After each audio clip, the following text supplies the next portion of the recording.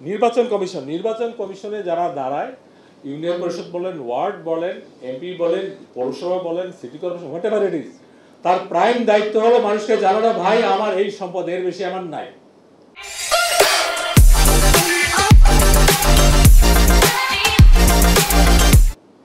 এরপর যদি বাড়ে, এখন তো এইবারে দেখলাম বাড়া কমার কোনো হিসাব নেই, রিগার্ডলেস, এন্ডলেস, তখন ওরা বলে যে আমি তো সৎই ছিলাম। এটা হলো নির্বাচনের সাথে তাদের যায়। আর সরকারি কর্মকর্তা কর্মচারী, যেটাকে আমি কর্মচারী বলি, তাদের এই ধরনের কোনো এজেন্ডা নাই। দুই একজন, আমি নাম ঠিকানা বলে খারাপ লাগবে, তারাই এই উদ্যোগ নিচ্ছিল, আমার কিছু নাই, সবাই দেখো, পাবলিক আমি হয়ে গেলাম।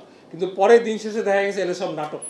এই এখন আপনার কথা বা আমার একটা প্রশ্ন রিপিট করি, এই যে তথ্য গোপনের যেটা বললাম, যে বিজ্ঞ আদালতের আদেশ যদি কারো মামলা হয়, যদি চায়, এটা পাবলিক হয়ে গেল। সংশ্লিষ্ট কর্তৃপক্ষের অনুমোদন ব্যতীত সম্পদ বিবরণী তথ্য সম্পূর্ণ বা আংশিক হস্তান্তরযোগ্য নয়। পরেরটা কি? সম্পদ বিবরণী অতি গোপনীয় দলিল বিধায় এটা আইনের কথা।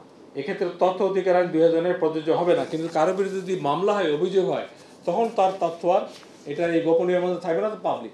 তখন আপনারাই প্রকাশ করবেন এই তথ্যের ভিত্তিতে তাকে আদালতে মামলা দায়ের করা হয়েছে, তার বিরুদ্ধে অভিযোগ হয়েছে। এখানে কয়েকটা সংস্থা জড়িত, এগুলো দুদক, এটা ফৌজদারি মামলা, আর হলো এনবিআর, তারপরে আমাদের শৃঙ্খলা আপিল, তারপরে হলো আমাদের আর কিছু আছে যেগুলো আমাদের অনেক কর্মকর্তা কর্মচারী অপরাধ করেছে, বাড়ি দখল, ফ্ল্যাট দখল, আপনাদের গাড়ি দখল, মোটরসাইকেল দখল, এরকম অনেক মামলা পেন্ডিং আছে। কোনো মামলায় আমাদের কর্মকর্তারা বাদী, কোনো মামলায় আমাদের কর্মকর্তারা বিবাদী। এগুলো এই আওতার বাইরে, স্বাভাবিক নেমে চলবে। এখন সরকারি কর্মচারী বিধিতে আমাদেরকে ডেফিনেশন দেওয়া আছে কারা, এই জন্য এটা আমাদের জন্য প্রযোজ্য। আর ওটা মানা নাই বেসরকারি এবং আমাদের সমস্ত সিটিজেন, ওটা মানা নেই, ওটাও চলতেছে। দুদক তো শুধু সরকারি কর্মকর্তা করার জন্য, দুদক তো সবার জন্য, কিন্তু দুদক অনেক সময় সেই কাজ করতে পারে না, এটা অনেক সময় পোস্ট অফিস। দেখতেছেন তো আপনারা। আমার একটাই উত্তর, গুজবে কান দিবেন না।